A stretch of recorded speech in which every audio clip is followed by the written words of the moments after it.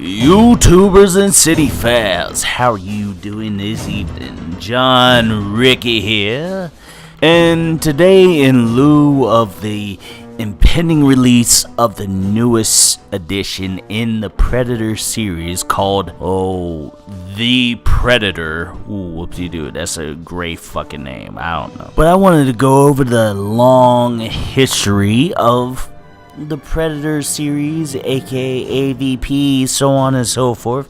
And this is my next addition into the Predator series with Predator 2. Starring Danny Glover of Lethal Weapon fame at the time. Now, obviously, the first Predator is iconic in its own right.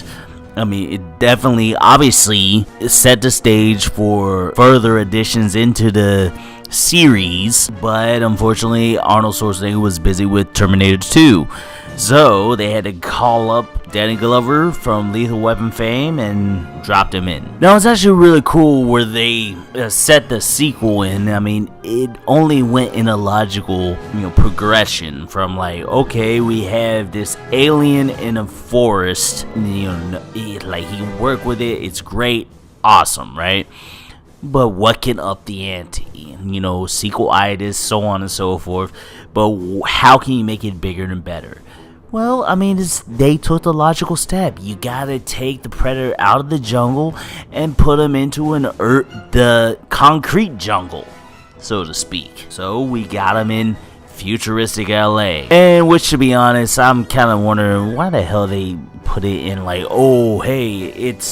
the movie came out in 1990, 1991, and it's supposed to be 1997 in the film.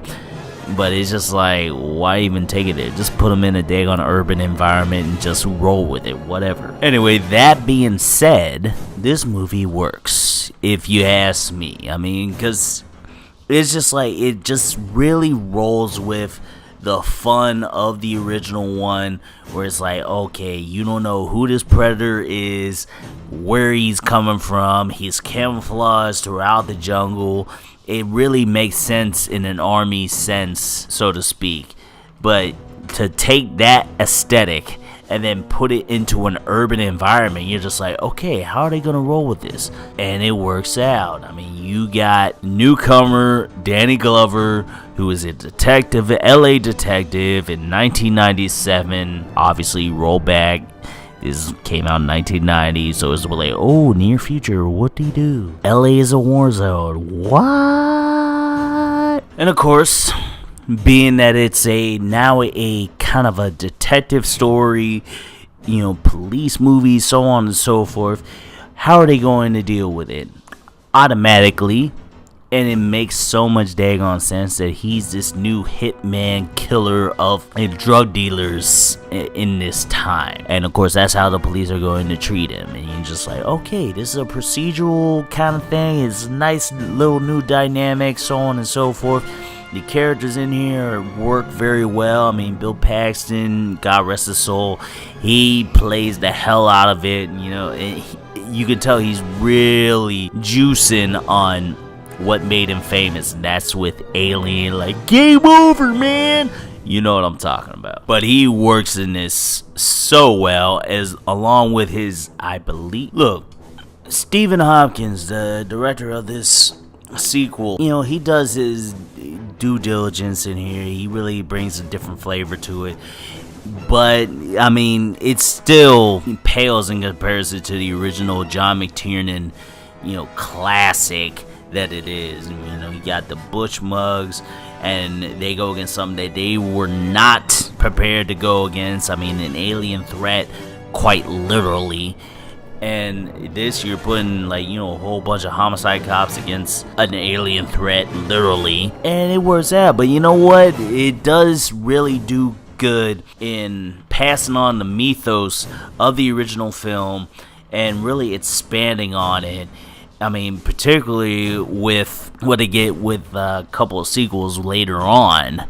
We're just okay, that's the seeds right there, so on and so forth, especially the way it ends. But Danny Glover pulls pulls it out of his ass, and he is a really good character in this mythos as Detective Hartigan, who really just like expands upon what is brought to his attention and his impact on the whole mythos as a whole. I mean, like, yeah, everyone in this cast, like Bill Paxton is memorable. The main female character who messes with Bill Paxton, she's awesome. And the situations that happen in here, it's like, okay, you know what, that actually makes so much sense. I mean, it is more of a detective story with this film than it was with the original one. So it's a nice little compliment to what happened before, but you know, trying to twist everything that you know on its head. And also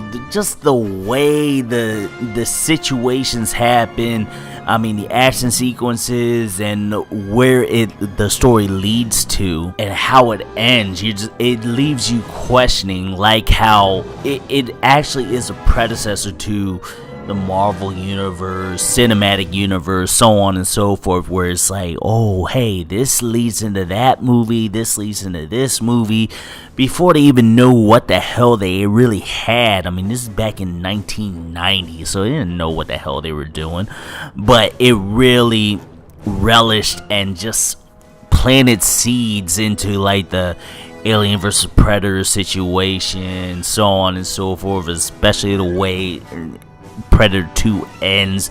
Like, it has so much more significance in retrospect than you would actually believe, you know, just watching it whenever, like, you know, I'm showing my age. When I watched it, I was like, oh snap, okay, wait, is that the alien? Oh my god, what the hell? But anyway, just for the fact that it left so many Easter eggs that you didn't even know were Easter eggs before then. On that note, Predator 2 gets a big... Life was like a box of chocolates. You never know what you're gonna get.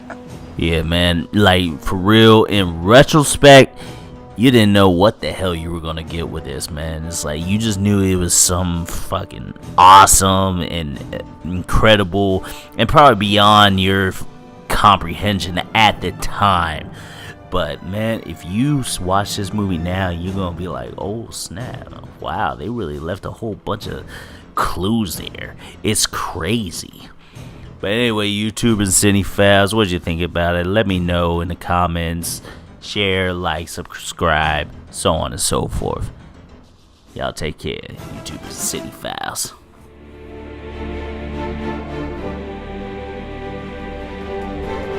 And that'll be it for now, YouTubers and Cinephiles. If you like the content and you want to comment, like, share amongst your friends, but do me a favor and look below the video and click that subscribe button and hit that bell so you can get more amazing content like you just witnessed today. Y'all take care, YouTubers and Cinephiles.